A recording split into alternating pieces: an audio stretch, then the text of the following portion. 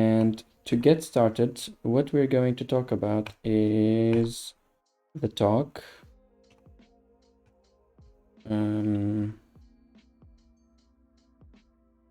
Let's see, which one is it? This one.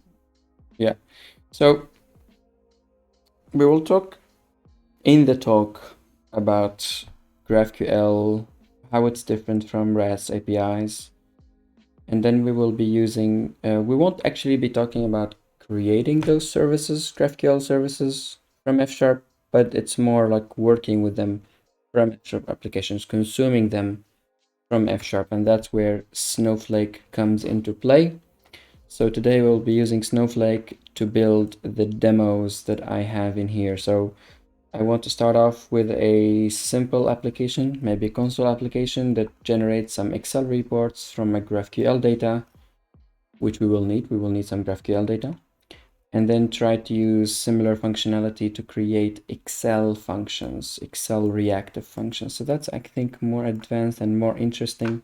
But for today, let's see how far I can go with GraphQL data. To get GraphQL data, I need a GraphQL API, which there are plenty of in public repositories. But for today, I think I'll use something different. It's called Graphql Faker. I think this is the one which allows you to build a fake API, and the data that comes uses, I don't know, fake JS or something like that to generate first names, last names, street address, image URLs, stuff like that. So I haven't used this before. I don't know how to use it. So let's see how that works, because I will need some kind of data to work with. I'm not gonna play Counter-Strike now. Some data to work with, and use Snowflake to be able to consume the GraphQL data from our client applications. All right, bitrate looks good. Let's get started. So I will first need to start with a basic project. So make there exchange applications, FS Exchange 2021, cd FS Exchange 2021, and let's go npm init, because I want to install this thing locally to be able to run it locally, because I wanted to save whatever SDL, whatever GraphQL schema we'll be working with. We'll be talking about GraphQL schemas in a bit because they're quite interesting. But for now, I just want to get started with it. So I've installed it. I could just run a VS Code in here, and I need to update my npm. If there's anything wrong with the sound or anything like that, just let me know. Okay, so we'll be using that to make the schema and get some data. When we have the data, we need to go to Snowflake. Where is it? That's here. We'll be using this CLI tool, Snowflake, which will do a lot of stuff for us, especially if you're working with anything GraphQL related. But essentially, it allows for type-safe access to a GraphQL service, which we will create. So we will create a data source that exposes a GraphQL API, and we will consume the data using Snowflake and generate some Excel thingies from it. That's kind of the idea. So let's see how it goes. Yeah, this is here. It's been 9 days since the last update, so I'm curious if I'm gonna try to do that. Let's see. Okay, so VS Code, I have my package.json, and the reason I have package.json here is because I want to install the GraphQL Faker tool locally. So this tool, it's a it's a like a local server thingy, and I want to install it locally. So you install it. That will be this npm install. It's a development dependency for GraphQL.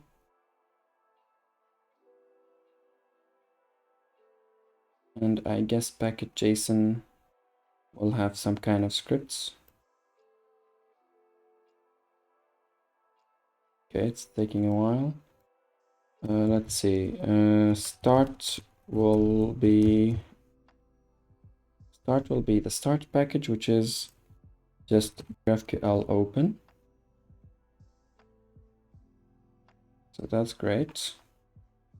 Is it still doing resolution? No, it's actually installing npm packages. That's good. That's good. Let me start with also git ignore, because one thing is we don't want node modules. We don't want bin obj. I guess what else? Don't ignore yourself. Bin obj. Yeah, those are good enough for now. Yeah, it's working. It has been installed, and it's for some reason installed me the release candidate. I'm not sure if that will be a problem or not. So let's go npm start and see if we have a GraphQL Faker server, because first we need to get some data ready. Hey, so the interactive editor, we have three things going on here. We have the interactive editor to create the schema, the API, and then the UI for the API. Okay. So far so good. Let's go to the editor. Yeah, that's already here. It's already giving me some examples. That's nice. The industry. Okay. So we have, I see this, I'm seeing this for the first time. So here we define our GraphQL schema. The types, something is an ID, the company has a name, which is a fake company name. Industry is a string that is one of those values. And employees, which is a list of employees. Well, it better be non-required as well. Save. It better be non-required. I mean required, because this is a required list of an employee, of a required employee. So the list is not nullable, and the employee is also not nullable. So that's the industry. And we have an employee which has a company. Does an employee always have a company? Yeah, the employee always have a company. Searching something by ID will give us null or that thing. And all companies is required. Just like that. Oh, I don't want to save the file. Are you good? Yep. Saved. Okay, that's great. Useful address, street address. Okay. I'm missing something, which is some kind of enum.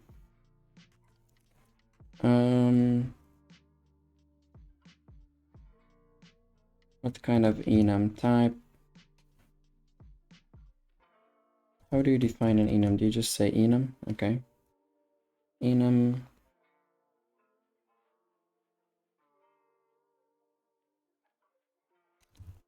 Status. Employee status is working or on vacation. Let's do that. Don't know why, but let's do it. So here will be status is status, the type I just defined, and it will be required. So that's the employee. The employee will have a status. I don't know how to fake. I think I could use examples. How to fake the status. Examples, values, which will be working and on vacation. I think it should already derive this, but I'm not sure. Okay. So that's that with the schema definition. Let's see if we can query something. So we have all companies, which is a list of companies. We have query all companies, and each company has a name. And okay, let's start with ID, name, industry, employees, and from each employee I want the ID, the first name, the last name, status, address. Wow, we actually get some data and also some statuses. That was easier than I had expected. That's really cool. Okay, we got the data ready, guys. That's already good to go. It's also saving the schema here, which is great, so that every time I go to this project, okay, it's just saving it as the schema. That's nice. And I don't think you need this here. That's better. Okay. Max min to 10 to min. Okay. Let's go back to the editor.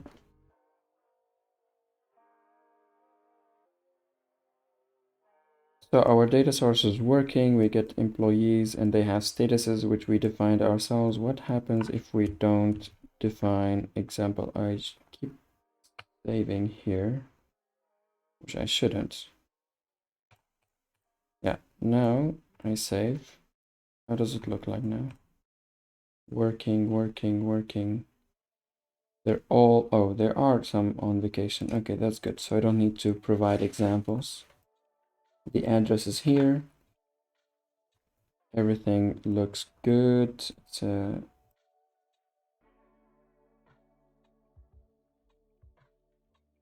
the companies are from 0. The companies, I should want it to at least be 15. Min max 40. Okay. Let's see how that looks like.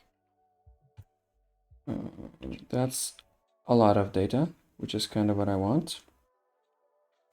All right, so what we're talking about today is GraphQL. GraphQL starts with a schema, and once you have a schema, you could get data from it.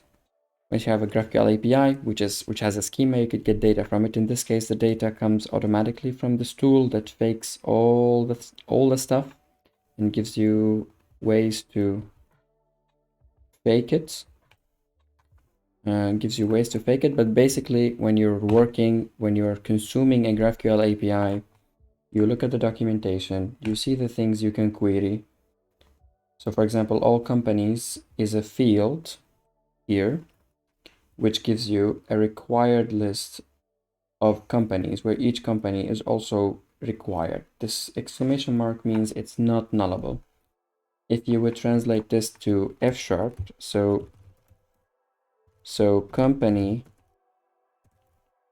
the type, the GraphQL type would be just company in F#. However, oh no, I mean company as is will be option of company in F#. Company exclamation mark, which means would compile to or translate to company. And we have a company list, which is in theory, option of list of option of company. This is like the exact translation. Whether that's the case or not is a different story, but when you see something like this, it means it's an option of list because the list itself can be null, and then option of company because each element in it also can be null. So that's why I started with a non-nullable list company where each element is also non-nullable, and that translates to a nice list of company. So when we translate the schema to F#, it should look like this when the type looks like that. But depending on the nullability of each thing in the type, Snowflake would take care of the right optionalness in F#, the right corresponding optionalness. So with that out of the way, once you have that, you could get stuff. So we're here consuming the API we just created. We can forget about how the API was created because it was the tool that created it.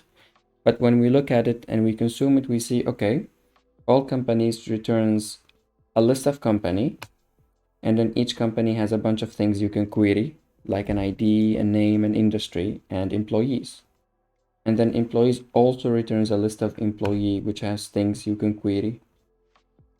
And these things are here. You choose what you query so that the data that is returned depends on what you sent. You know what you will get back because you specify the things you want exactly. It's not like you ask, okay, I want all companies and the employees, in which case you will get everything from the employees. No, you will just get the things you asked for. So if you just get ID and first name, only ID and first name will be returned.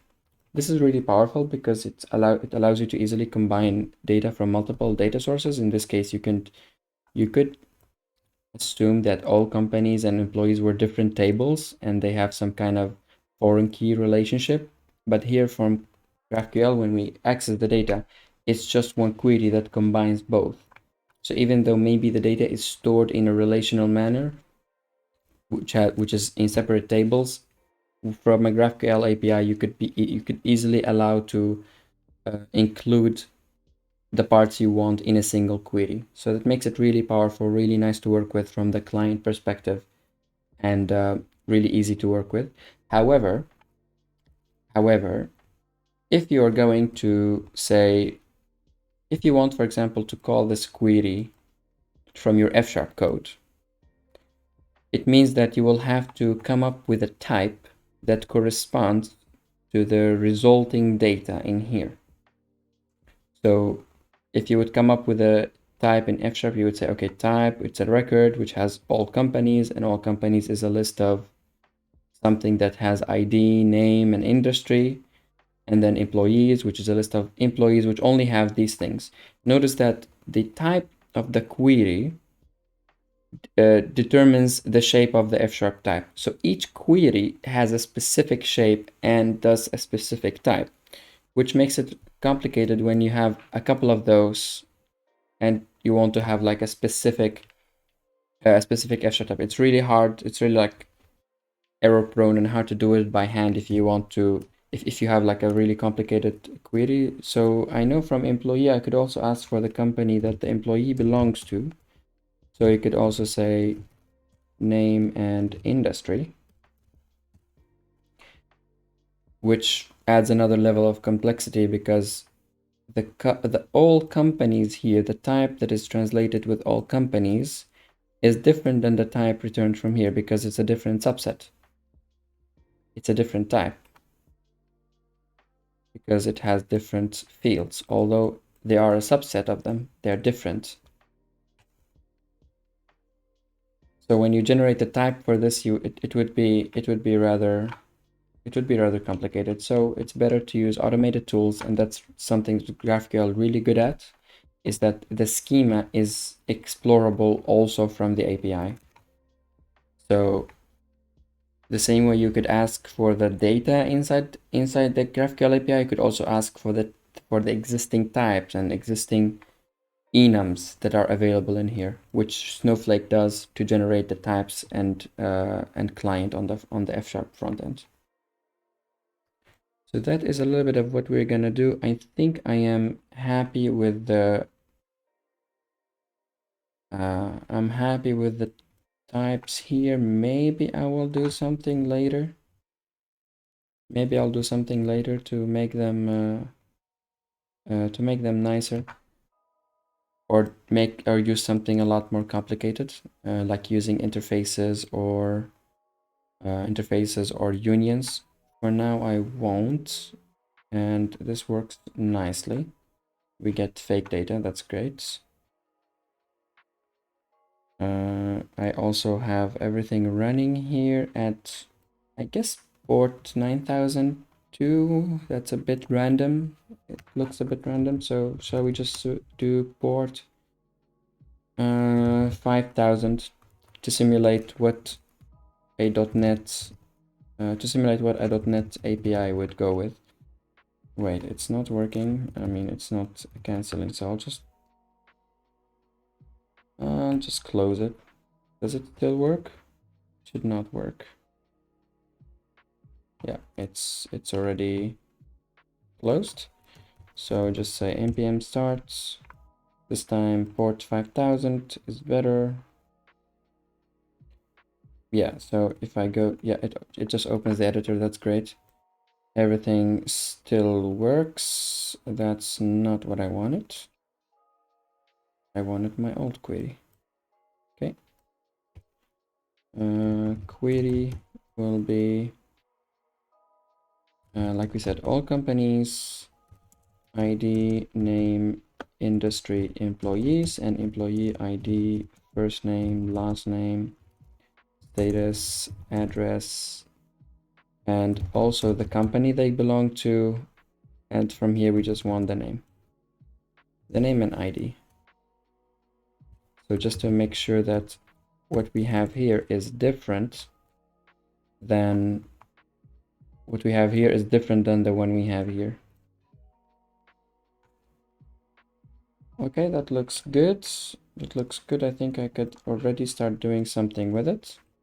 That looks great. All right, we have the GraphQL, and now we do something with .NET. So I will keep this running in the background. Let me see if there are questions or anything. Nope. Okay. I'll be posting this video later on YouTube to see how that goes. If someone hasn't made it to the stream, because I just literally told on Twitter 1 hour and a half ago. So let's see. So I want to build something from here, make their source, cd to the source, make their, let's see, what do we call it? I want separate projects for each one. So Excel console, cd Excel console .NET new console app and lang F#. We're creating a brand new Excel file, a brand new Excel console, which is a console application that will create some Excel files. That's our first goal here. Generate Excel reports. That should be easy to do. But the other one is more difficult with Excel DNA. Let's see how that goes. So I have here my source.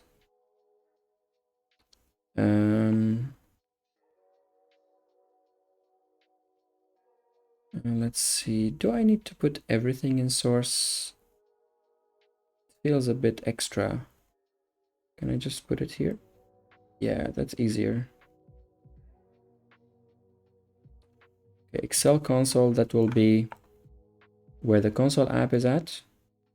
It has nothing. It's on .NET 5. Let's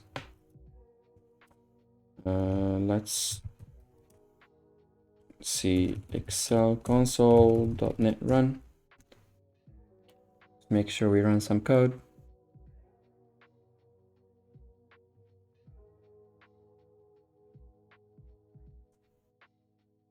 All right, hello world from F#. Okay, let's get the data. So first of all, we need Snowflake. Snowflake is currently at 1.3, which means I'm a bit far behind. So .NET tool update globally Snowflake. If you didn't have it already installed, you should just replace update with install, and you will get Snowflake to be installed as a global tool, which is what you need. You could also have it locally if you want that, but in this case you don't. Okay, so if Snowflake is installed, I could use it. To get started with Snowflake, you need a config file called Snowflake JSON. And it will need a couple of things. First of all, it needs to know where the GraphQL schema is at, or where the GraphQL API is at, to ask things about the schema. So this is where the data is at, where the service is at. Second thing needed is the queries that we want to use. Nope, not those. GitHub Copilot doesn't understand Snowflake, which is understandable, but also a bit sad. My queries will be in a folder called queries. So that's easy. My output will be in a folder called GraphQL, maybe. Let's call that GraphQL company data. That's really unoriginal, but that's all right. This will be a directory here where the client project will be generated.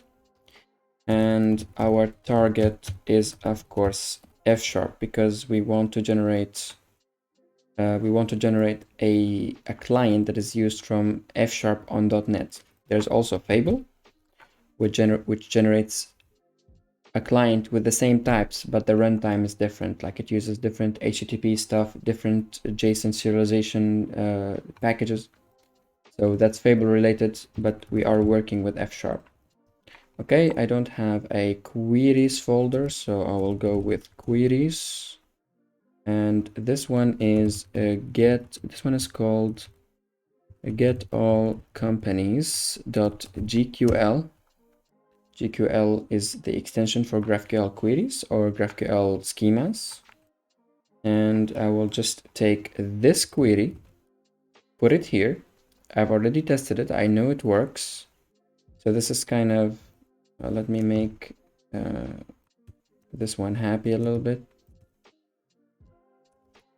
Nope. Just to get some symmetry, because that's nice. Too much symmetry. There you go. That's a lot nicer. So we have here queries.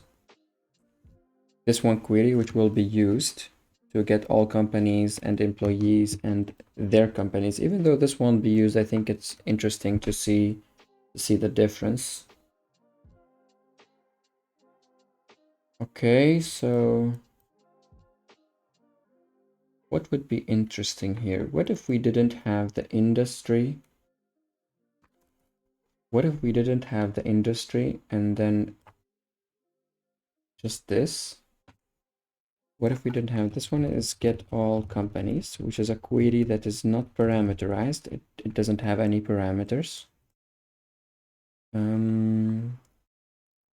I want to get once I have an ID, I want to use the ID of an employee to get their company. So let's say a new file, company by employee ID. By employee ID. Yeah, let's do that. GraphQL. So this one will be another query, which is, let's see. This one will be some employee who has an ID, and that ID is a variable. We don't know that. So this query is parameterized. And once we have an employee, I want to know their company. And from the company, I want to get the industry. ID. Name. First. Okay, name and... yeah, just those things. So this one is a parameterized query. That's more interesting, I think. Okay.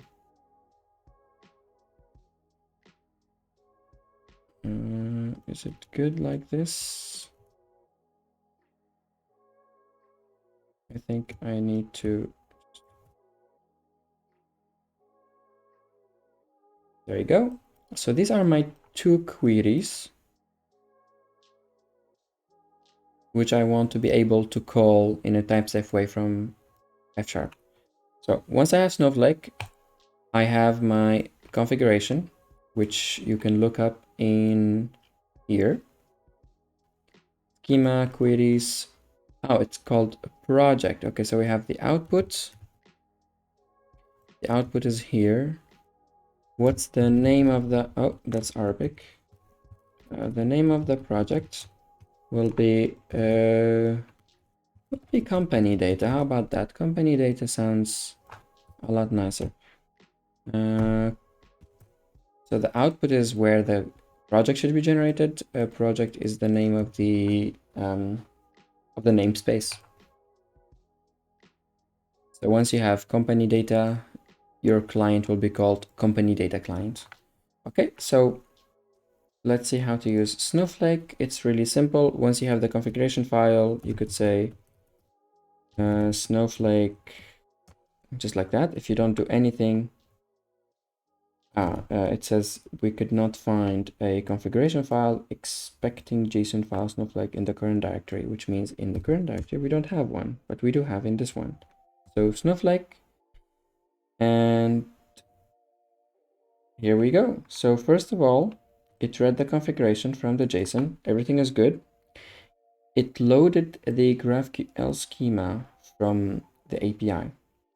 Once the schema has been loaded, it validates the queries. It checks that the queries which are in this directory, in the queries directory, are actually valid queries that can be executed against the schema. So it does validation, and by validation, I'm not just saying it's not just syntax validation, but it also type checking and schema validation. So let's say if I did something wrong here, like, yes, asking for the description of all companies, which does not exist, Snowflake will detect missing stuff. So it seems that it gives you the error while validating query, which is in this file. Unknown field description selected from the parent field all companies of type company, because the company type does not have a selectable field called description. So this is an invalid query, and Snowflake will tell you that it's not good. This is important if you're if the API changes and you want to go fast, just run Snowflake again, and it will validate that all the queries are good.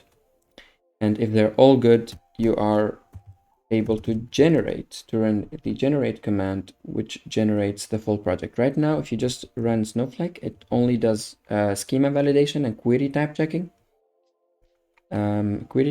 But here, speaking of type checking, I think it's also interesting to show how it checks nullability. Let's see. I think it's interesting to show nullability. So here, for example, I have employee, which takes an ID of this type. Let's go back to the types. Here, employee is a field that I can select, which expects an ID. Let's make the ID non-nullable, right? Let's make the ID non-nullable. This means whatever parameter you put in here also has to be non-nullable. So in this case, this query is no longer valid because it's parameterized for a nullable ID that can be used where a non-nullable ID is being expected. I hope that made sense. But basically, the non-nullability doesn't add up. So if I go here and, okay, I think I won't care too much about the indentation, but that's all right. So now it should fail because ID should be required and it's not required. So if nothing is wrong, Snowflake should be able to detect that indeed the field employee contains type mismatch for argument ID of type required ID, which references a variable that is not required, that is just nullable ID. So that's not good. So that's really cool. With Snowflake, it does a bit of type checking. It's just a little bit smarter than normal. Okay. So it doesn't just only generate types. Okay, let's see. Okay, that's how it looks like, and let's make it required so that everything is good. All right, everything is good. Next step is to generate a client. And here we go. It generates a client at the company data project. As you can see, it generates a full project, not a file. And the project is targeting a net standards using JSON, Fable remoting JSON to handle serialization, and uses why is it using HTTP JSON here? I'm not sure. Is it something that we added in the most recent version? I don't think we need this.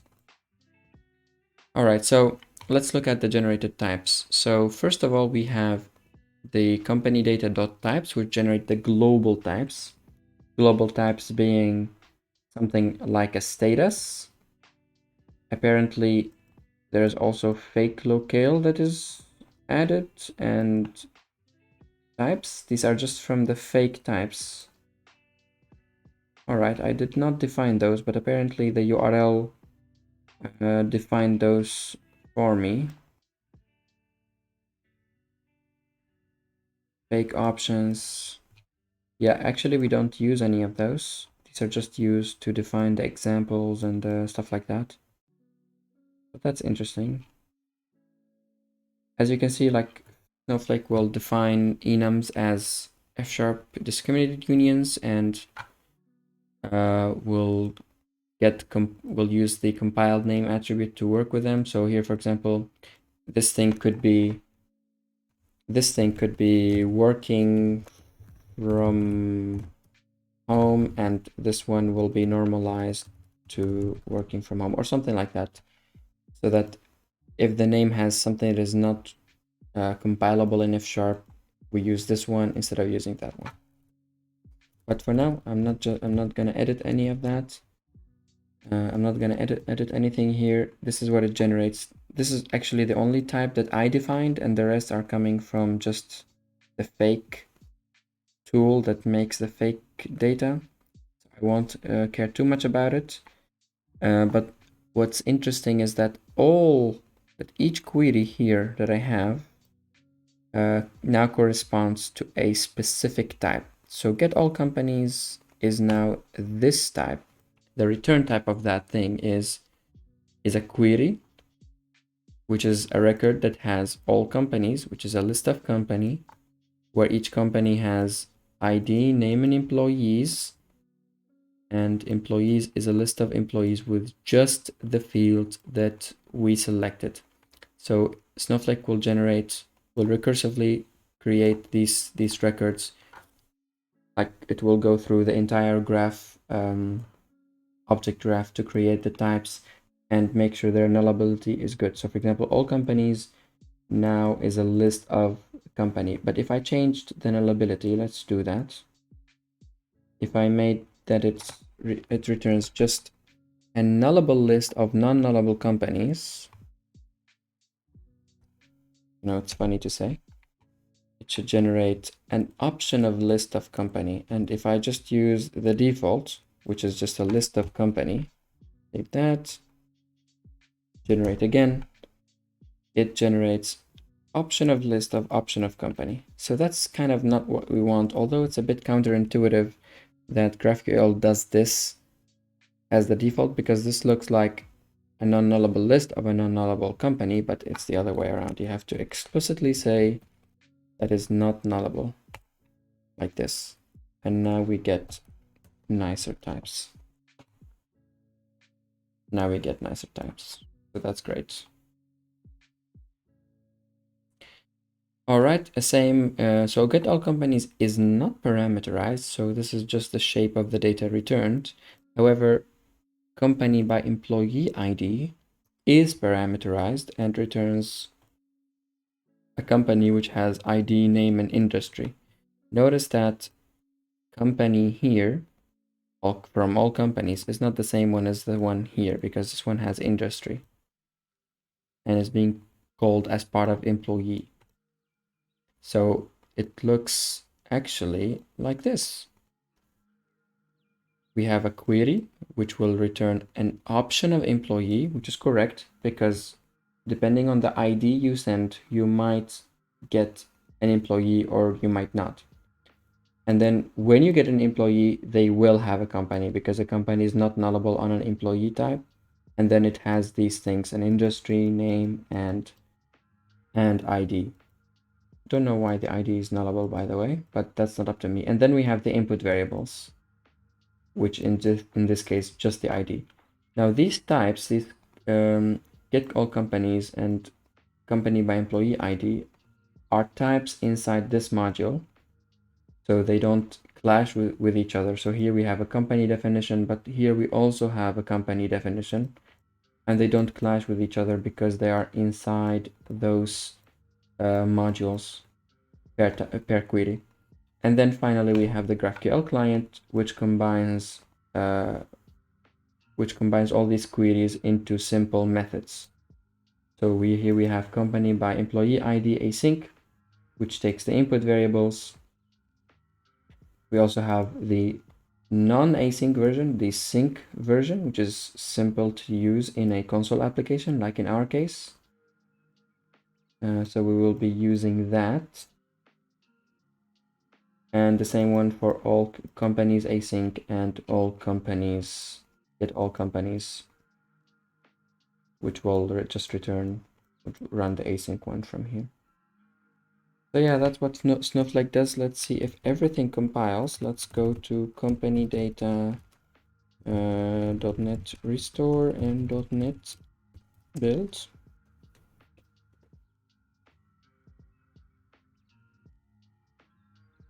It should work. If it doesn't, then maybe latest version has some issues, because I haven't tested it extensively, just relied on the existing integration tests, which are good. Okay, so let's start using this application. Let's go to go back, Excel console.net, add reference from company data. So we add a project reference to the console app here.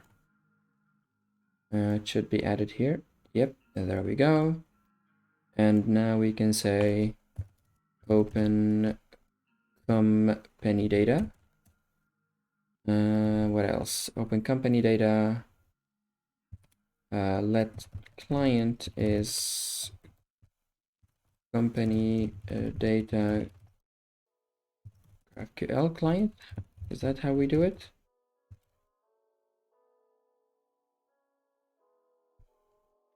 For some reason, Well, I know why. It's like GitHub Copilot isn't helping me a lot here. Let's see. I am working without IntelliSense. That's not ideal. So the GraphQL client looks like this. It takes a string and an HTTP client. I think I could just use a string, which is the URL to the service, the same one I used in here. Or it could be a different one, depending on what you're doing, but I will just assume that it's this URL. And now I could do something like data is client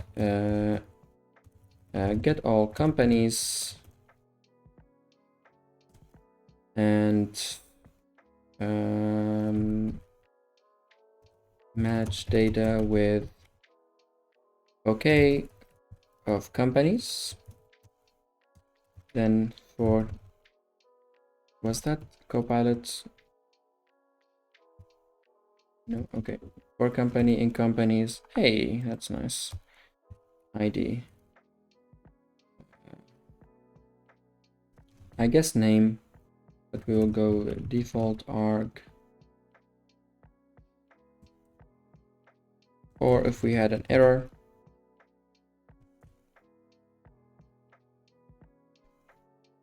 it's wrong. We need to teach Copilot how to work with F#. Okay, I'm in Excel console. Let's do .NET run. .NET run. Let's see if that works, because I still have the backend running and it doesn't work. Successive arguments, blah blah blah.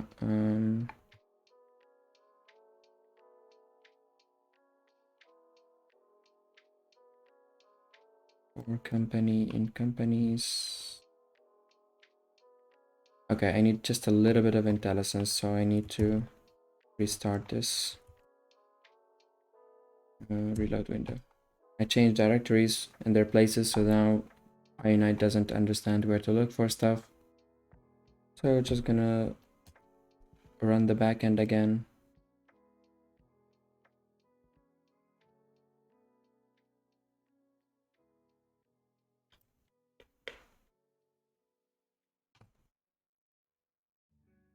I won't change anything on the editor. And let's hope IONITE does something cool here, tells me what's wrong. I already opened, okay.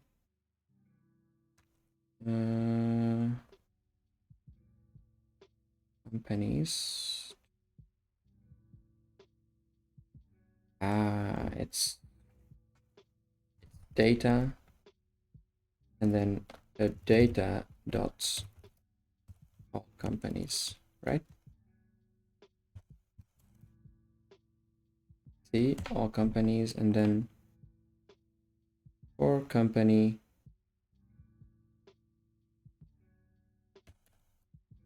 should it be like this, maybe? I need to add a do and 0 at the very end.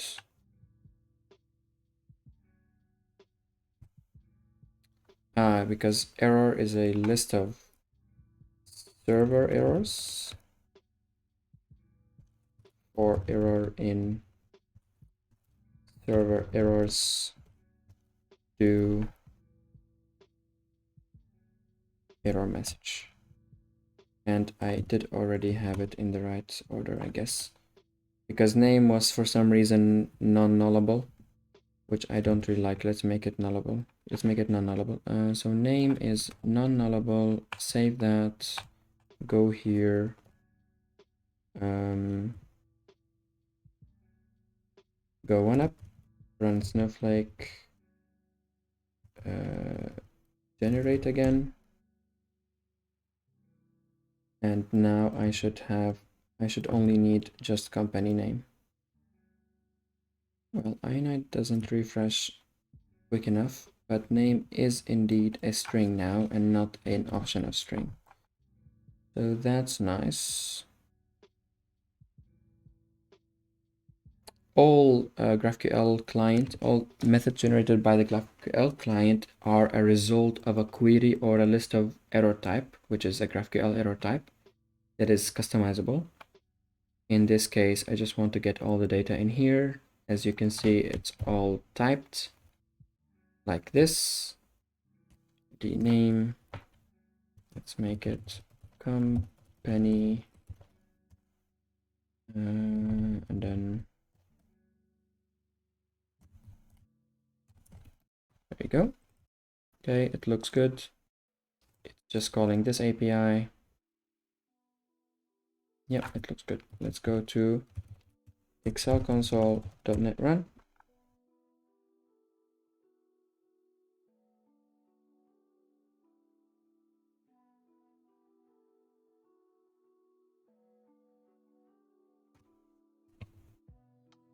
And now it should do something. Hey, it gets all the companies. That is great. No need to do anything with JSON and understand how the HTTP is going on. Just write some queries, generate the client, call the client. Easy peasy. You can also like look at the code, see what it's doing. What it's doing is also not rocket science. You make the query, you put it in a JSON object that looks like this, send a post request, and then get the data from the response. So that's okay. I think I need to revert to some other kind of on here. We also get the errors if it's not right. All right. Yeah, you could read through the generated code. You could also put breakpoints if you need to, so that's great. Just gonna see why we need stream reader and JSON text reader at the same time here. Okay, it's just from yeah, serializer. Where is the serializer coming from? Okay, so we are using this text reader. Yep. Okay. So now that we have a program running and we are getting some data, instead of printing those out to the console, let's make an Excel file. Let's quickly check if anyone has questions. Nope. Okay. So I will go create an Excel file. I will need a library for that. Let's see. What is called closed XML. Yeah. So I have a library called Simple Sheets, which easily generates Excel sheets from F#. That is kind of what we want. So we copy this, we add it here, .NET add package, simple sheets.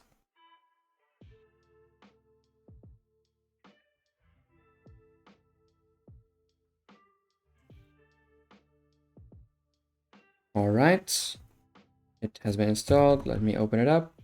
Open closed XML simple sheets. So you need the simple sheets namespace and a list of something like this. So let's see, companies is Excel, create from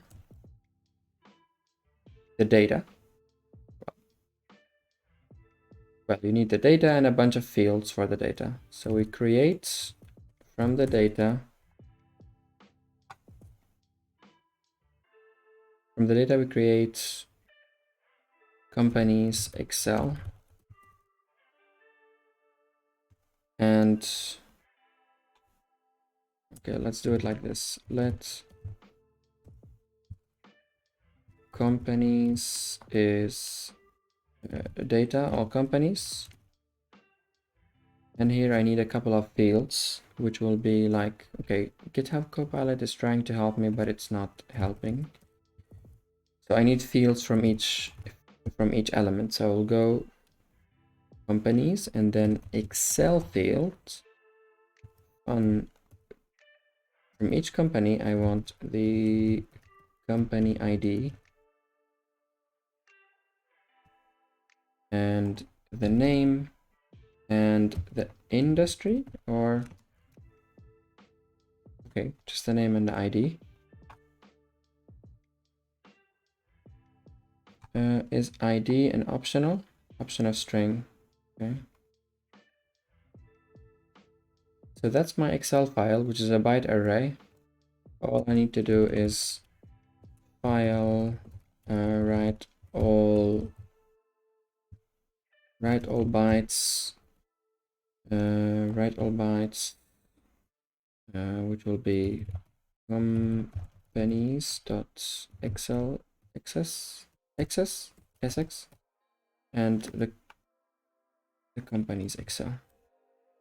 That is pretty much it. Open system IO, and now it accepts both. So that is great. Here I can create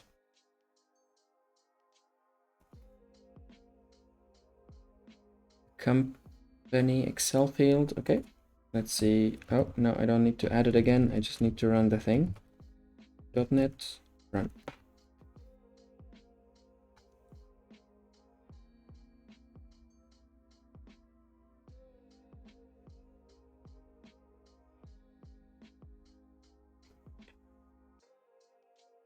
Hey, and we have an Excel file right there.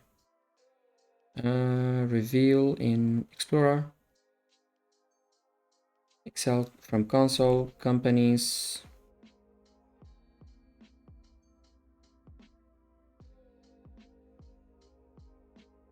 We have the ID, which is kind of irrelevant here, and then we have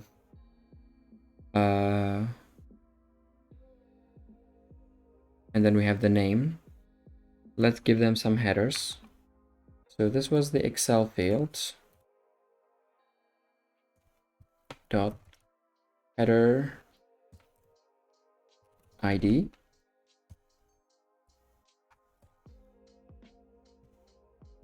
And the header here will be name. I need to exit to run again to overwrite the old file.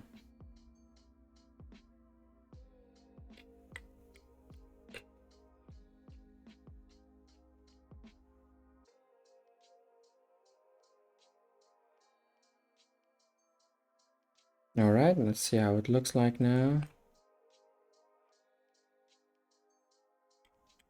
And we have ID and name. And I always have to like do this resize thing, which I don't like. So that will be a header.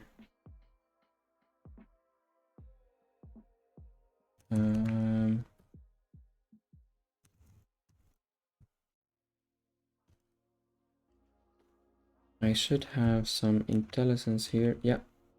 Adjust the contents is what I want. Also the name,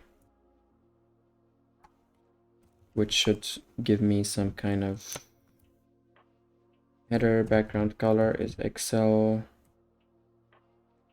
What kind of color? Excel color. Blue.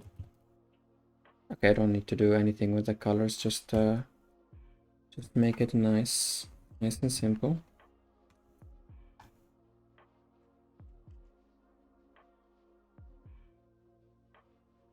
Here we provide how each column should be made from each element of the list we provide. So go back to companies. And now the content is adjusted. So that is awesome. Great. That is one thing done from the list of things that need to be done. Actually, I think I want to do more, but it's already been an hour. So I think I will call it for the day. We'll try to make a repo later out of my work here. It will go to FS Exchange 2020-21. And I will be posting my updates here. Maybe change some stuff here.